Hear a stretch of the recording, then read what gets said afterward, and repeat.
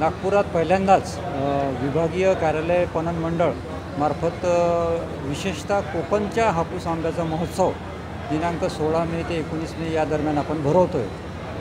हा कोकणच्या आंब्याचा एक्सक्लुझिव्ह महोत्सव हा पहिल्यांदा नागपूरमध्ये होतो। यासोबतच आपण मिलेट आणि धान्याचा महोत्सवसुद्धा आपण घेतलेला आहे आणि या महोत्सवामध्ये एकूण 57 स्टॉल्सची नोंदणी झालेली आहे। यामध्ये जवळपास 25% स्टॉल्स म्हणजे 50% स्टॉल म्हणजे 25 स्टॉल जवळपास आंब्याचे आहेत आणि इतर जे आहे स्टॉल 30च्या आसपास स्टॉल धान्य आणि मिलेटचे आहे।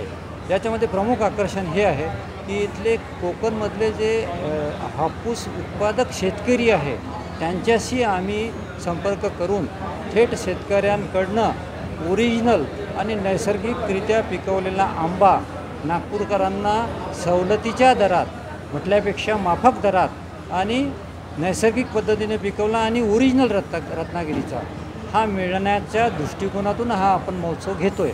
त्या दृष्टिकोनातून आपल्या माध्यमातून मी सर्व नागपूरकरांना आवाहन करतो की त्यांनी एक वेळ अवश्य या महोत्सवाला भेट द्यावी आणि ओरिजिनल आणि नैसर्गिकरित्या पिकवलेल्या हापूस आंब्याचा आस्वाद घ्यावा।